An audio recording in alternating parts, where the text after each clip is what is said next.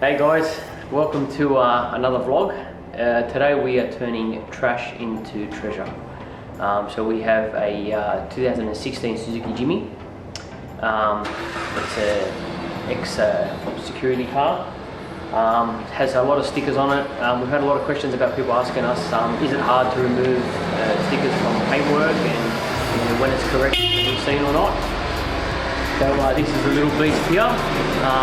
So we'll take you through our steps and show you what we can do with a bit of mess.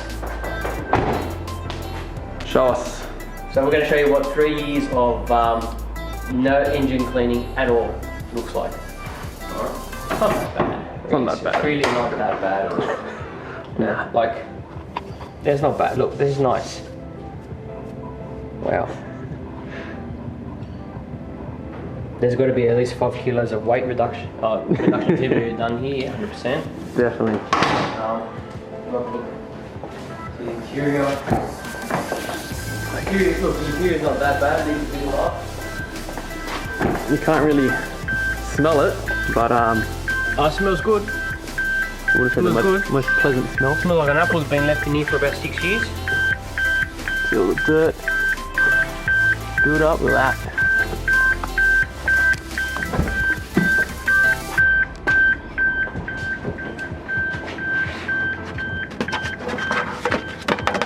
Oh, there's a plant growing.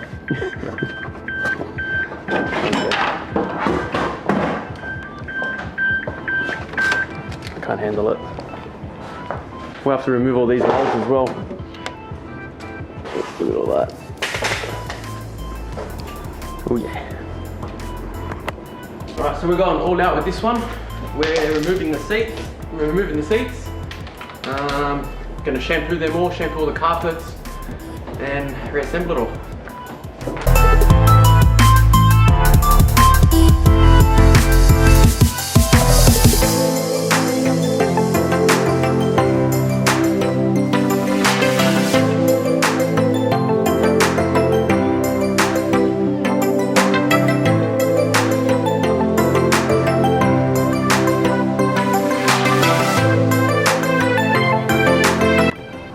Okay, front seats are out, center console's out,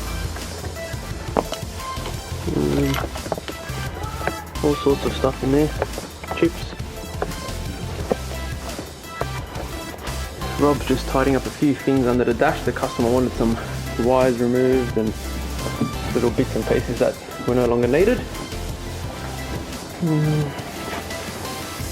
Now we can start on shampooing everything, scrubbing everything down.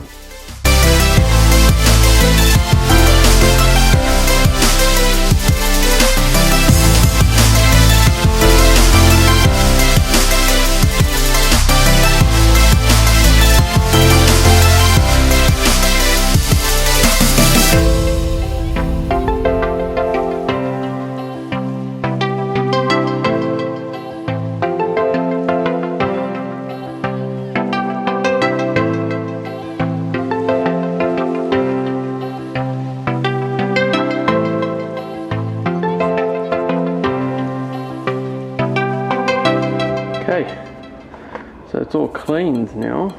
If we can just zoom in a little. No grubbiness. So what we need to do now is give it a few coats to let it sit. This is basically just a plastic rejuvenator. That's almost finished. We'll let this soak for a bit. Come back to it, wipe it down, give it another coat, and that will just help rejuvenate the plastic and give it back its natural shine. And 3 coats later, it's looking good. Not too shiny or greasy, it's like a low, mild sheen. So it's not going to have anything stick to it and dust and whatnot. And ready to go back in the car.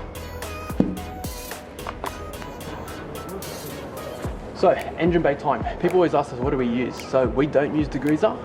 Reason being is it leaves residue that we find all over the plastics and rubbers and the metals and sort of these white dots, and leaves a bad smell as well when you turn the car on. So we use a multi-purpose cleaner that we mix up. We dilute it, accordingly to how bad it is and the car and the materials that we're spraying it on. So we find it is much better, easier, cleaner, just as strong. And the only time we do use the degreaser is when the engine bay is full of like oil residue and built up gunk over the years. So in this case, it's only 2-3 years old.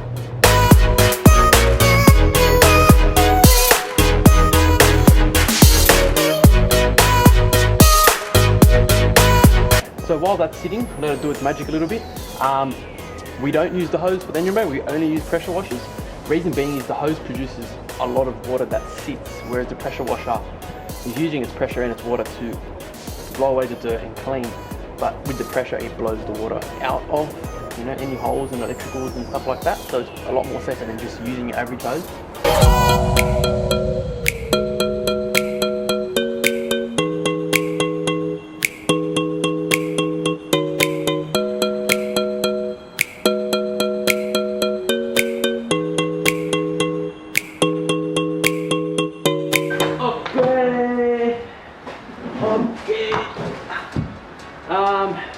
Interior shampoo time.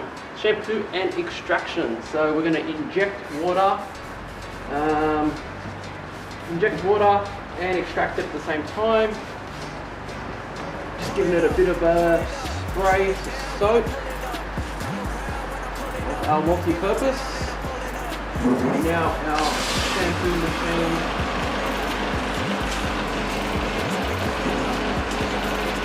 Because they're heavily stained, we've really got to soak these bad boys. Scrub it up.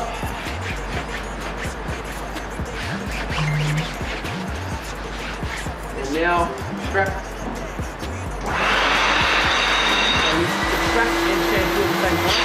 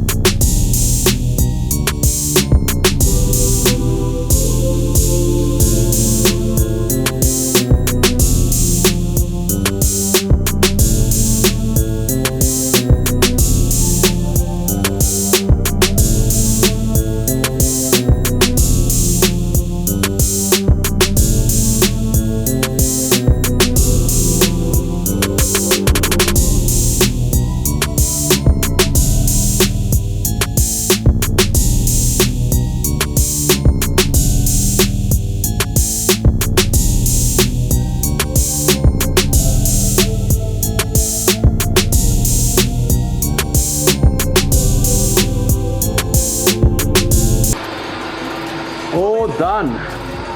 Beautiful. Complete. So this has been a complete rejuvenation of the interior.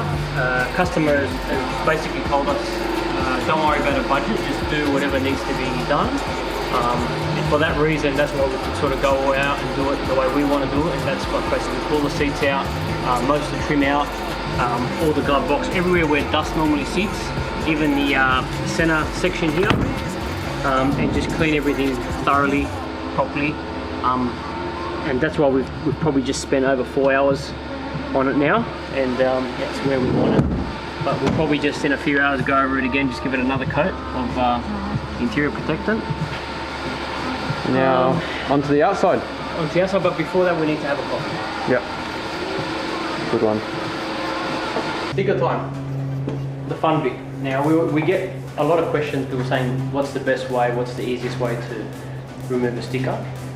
There is no easy way. It's basically heat gun helps obviously, and one second, and a bit of time. So we like to normally just heat up the stickers a bit, put a bit of heat in them. It just loosens up the braces a little bit. Don't have to be too hot, a little bit warm. And they should come off like butter, really. So these haven't been here on there for too long, so yeah, they're quite easy. So they're coming up quite good. So yeah, look, it's pretty hard on the fingers. By the end of it all, your hands are strong enough that you'll be on par with Bruce Lee. really. So they're good quality stickers because they're not Leaving residue. leaving residue, and they're coming off pretty easy actually. A lot of problems we see too is inexperienced people taking stickers off cars, and then because you'll get like obviously where the sticker's been over the years, that paint is still a lot thicker. It's like brand new. It hasn't had like contact with the sun or being washed, and So the rest of the paint is a bit thinner. So obviously we'll have to buff the whole car, level it out a bit, and just bring all that gloss back up again so it's all the same. let's do a diagram. diagram. Okay, so Let's bring this in.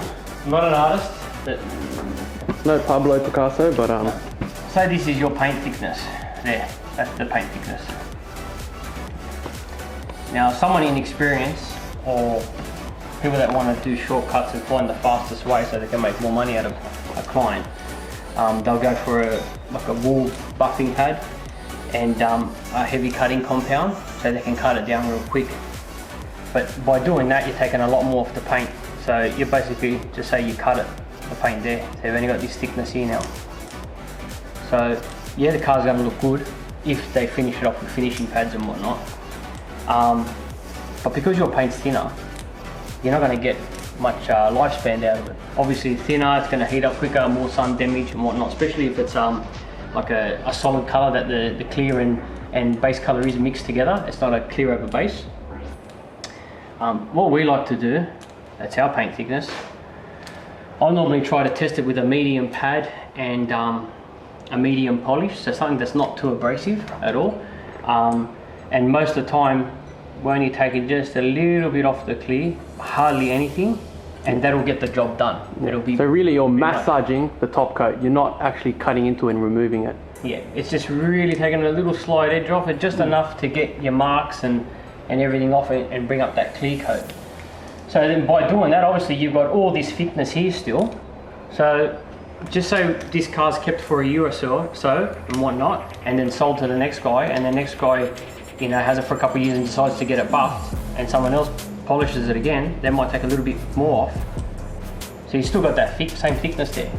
But this guy here that's taken it to an inexperienced person, he sold the car. A few years down the track, it hasn't even lasted as long as what it would have done here because the paint's thinner. Someone else comes along, doesn't know what's happened to the paint, doesn't check the thickness, chops straight into the paint, takes another thick layer off. Now you've only got this little bit of paint. Basically down to primer. That's it, you got nothing left. So, always ask the question, whoever's working on your car, what the procedure is, what they're going to do, and how they're going to go about it. Because obviously you want to get the most out of it, your car, and obviously you don't want to spend all this money and then a year or two down the track you're going to do the same thing again. You want to get longevity out of it. So that's always our goal. I want to show them another custom feature on this car. So there's one thing here that we're not going to be able to probably fix up and polish up. This beautiful antenna. Yeah, no. I know it looks like a coat hanger, it's not a coat hanger. This is purposely built. So the previous owner of this car liked to listen to radio stations from outer space. And yeah, we don't need that no more, so we're going to probably have to... Probably just replace it. Huh. Yeah, that was easy. But yeah, we'll get another one then.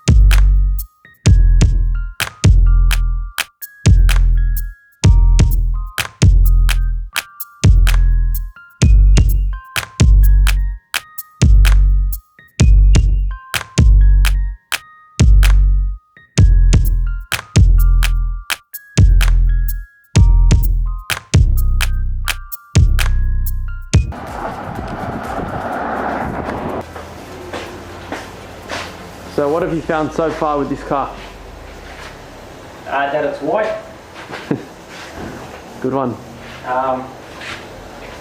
The paint's quite tough, and it's full of swirl marks. Typical. Reeds all buff.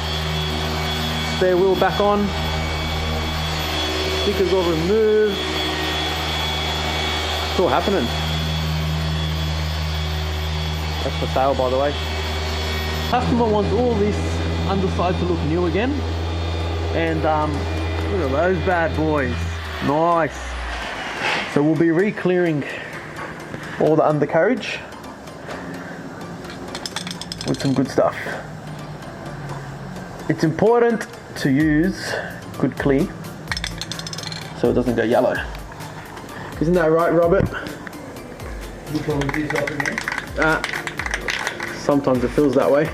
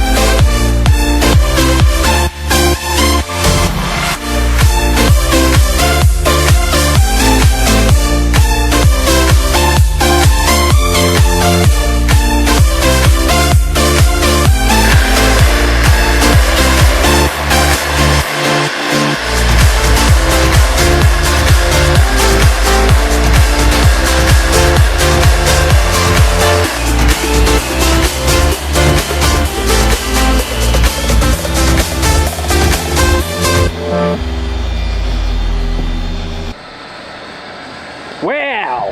Look at that! You'd think it's brand new.